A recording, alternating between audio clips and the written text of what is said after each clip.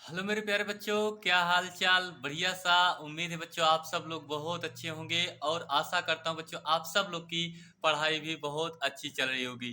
तो उसी पढ़ाई को बच्चों और बेहतर करने के लिए हम आप लोग के लिए एक और इम्पोर्टेंट क्लास लेकर के आए हैं। बच्चों आज हम बात करने वाले हैं क्लास 12 हिंदी 2025 बोर्ड परीक्षा के एक ऐसे इम्पोर्टेंट क्वेश्चन की जो हर साल यानी पूछा जा रहा है क्वेश्चन। आप बड़े आसानी से इस क्वेश्चन का उत्तर आप अपने कॉपी में बच्चों क्या करेंगे, लिख सकते हैं। तो वो क्वेश्चन क्या होगा बच्चों, आप सब लोग को हम बताने वाले हैं। तो उसके पहले सभी छात्रों से यही गुजारिश कर रहा हूँ बच्चों, प्लीज वीडियो को लाइक शेयर और सब्सक्राइब जरूर कीजिए। और सभी छात्रों से ये भी अपेक्षा करता हूँ कि आप सब लोग वीडियो को ज़्यादा से ज़्यादा शेयर करेंगे। चलिए बच्चों स्टार्ट करेंगे अपनी क्लास की। बच्चों आज आपको हम बताने वाले हैं क्लास 12 हिंदी बोर्ड परीक्षा 2025 एक ऐसे अपठित गद्यांश और पद्यांश से जिनके लिए आपको बच्चों आपको कितने नंबर मिलेंगे, 1+2+2 यानी कितने नंबर, यहाँ से आपको 5 नंबर बनेंगे जो हर साल आपके पेपर में बच्चों क्या होता है पूछा जाता है। तो कुल मिलाकर के दो अपठित गद्यांश दिए जाते हैं जिनके लिए आपको अथवा में एक लिखना ही रहता है बस केवल, जिसके लिए आपको बच्चों यहाँ से पूरे कितने नंबर बनेंगे, 5 नंबर। यानी आपको जो बोर्ड परीक्षा 24 फरवरी की होने जा रही है वहाँ के लिए सबसे मैं वेरी वेरी इम्पोर्टेंट है ये लेकर के आया हूँ। इसी टॉपिक को आपको पढ़ लेना है, आपको पूरा नंबर बन जाएगा। यही आपके पेपर में बच्चों क्या होगा, आएगा। ठीक है, तो चलिए वो आपका महत्वपूर्ण अपठित गद्यांश क्या है इसको हम अच्छे से देखने वाले हैं। चलिए बच्चों देखते हैं पहले। देखिए, तो ये आपका 10वां नंबर रहेगा बच्चों। पेपर में आपका कौन सा नंबर रहेगा, 10वां नंबर रहेगा। तो यहाँ देखिए लिखा है अपठित गद्यांश पर आधारित निम्नलिखित प्रश्नों के उत्तर देना होता है।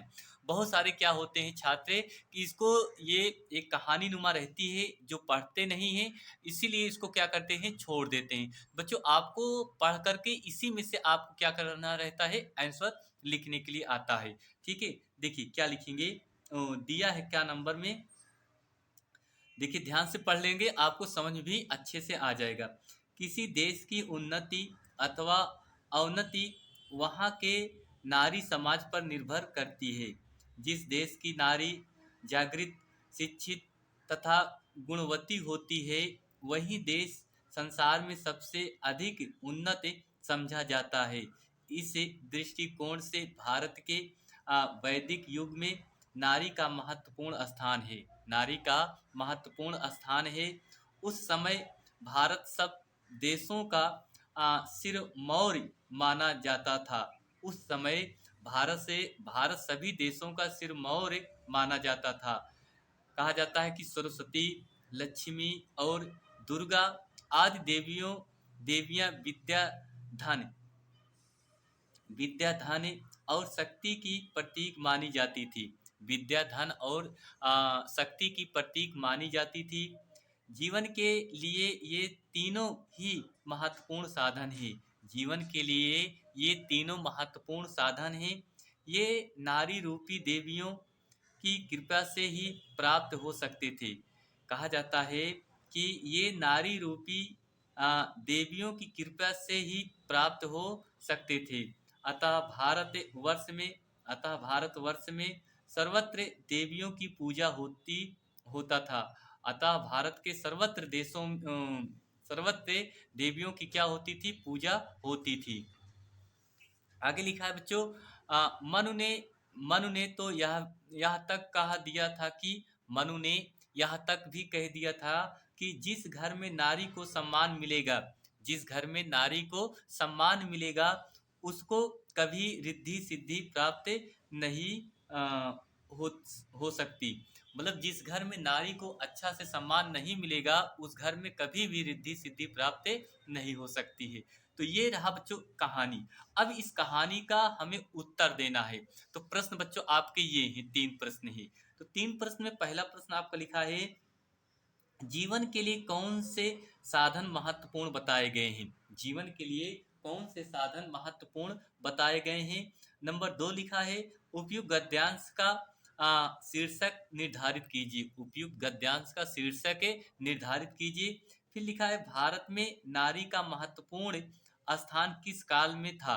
भारत में नारी का महत्वपूर्ण स्थान काल किस वर्ष में था? ये आपको देना है। 3 प्रश्न हैं बच्चों, जिनके लिए आपको पूरे-पूरे यहाँ से आपको 5 नंबर बनेंगे। तो इसका हम पहला उत्तर बच्चों क्या है, लिखना है और कॉपी में बच्चों किस तरह से लिखेंगे, ये भी आपको समझना है।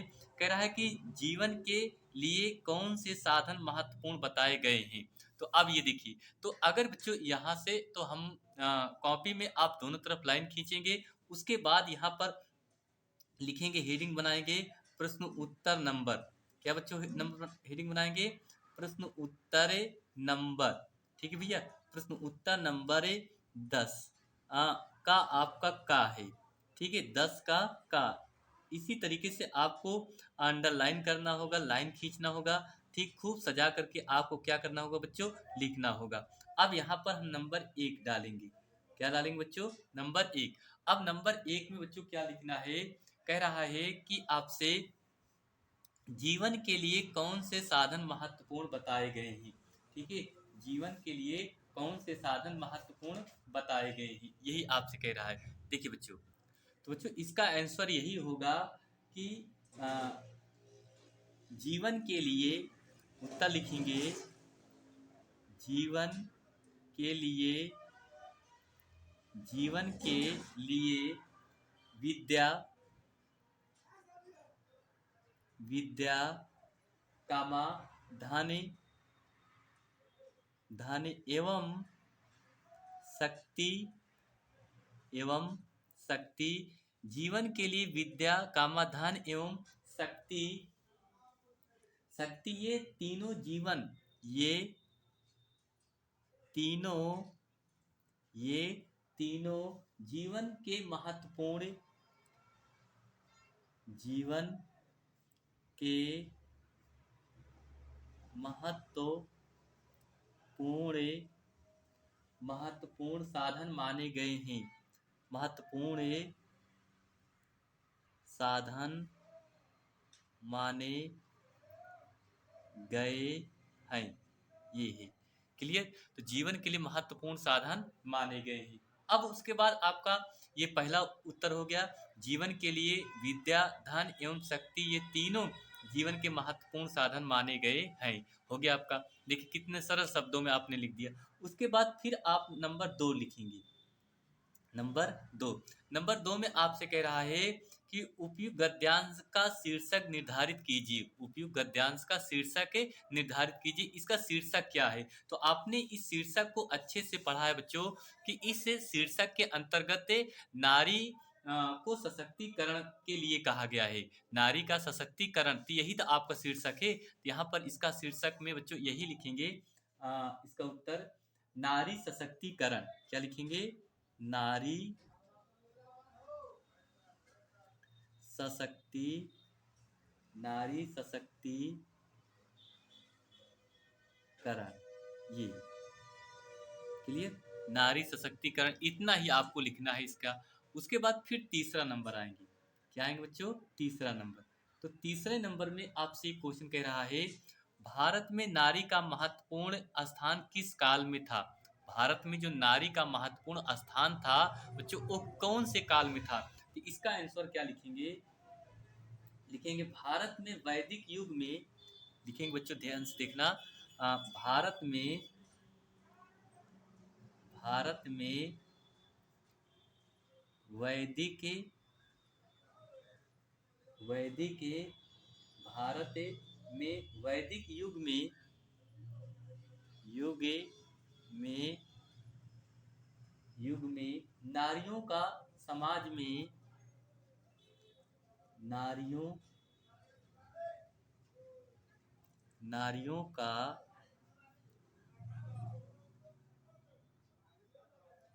समाज में, नारियों का समाज में बहुत, नारियों का समाज में महत्वपूर्ण स्थान था। महत्वपूर्ण स्थान था। ये इतना ही आपको लिखना है कि भारत में वैदिक युग में, वैदिक युग में नारियों का समाज में बहुत ही महत्वपूर्ण क्या था, स्थान था बच्चों। ठीक है, तो ये बच्चों आपको देख लीजिए, बस इतना छोटे से ही आपने लिख दिया और पूरे बच्चों यहाँ से आपको 5 नंबर बन गए। ठीक है, तो बस ऐसे ही हर एक टॉपिक को बच्चों आपको लिखना होगा, और ऐसे ही अगर आप मेहनत कर देंगे बच्चों, आपका कोई भी क्वेश्चन नहीं छूटेगा, और यही उम्मीद करता हूँ कि आप लोग बड़े ही आसानी से उसको आप लोग हासिल कर सकते हैं। ठीक है, तो बस बच्चों ये क्लास आप लोग को बहुत अच्छी लगी होगी। तो उम्मीद करता हूँ कि वीडियो पसंद आई है, तो आप सभी छात्र चैनल को लाइक शेयर और सब्सक्राइब जरूर करेंगे। चलिए बच्चों, मिलते हैं फिर अगली क्लास में। आप सभी छात्र से यही उम्मीद करता हूँ कि आप लोग अपनी तैयारी को खूब अच्छे से करिए। समय कम है, आप लोग जितना हो सके ज़्यादा से ज़्यादा आप लोग क्या करिए, अपनी तैयारी कीजिए। चलिए बच्चों, मिलते हैं अगली क्लास में। आप सभी छात्रों को मैं पवन सर बहुत बहुत धन्यवाद देता हूँ, आपने इतना प्यार आशीर्वाद हम पर दिए। थैंक यू, आप सभी छात्रों को बहुत बहुत दिल से धन्यवाद।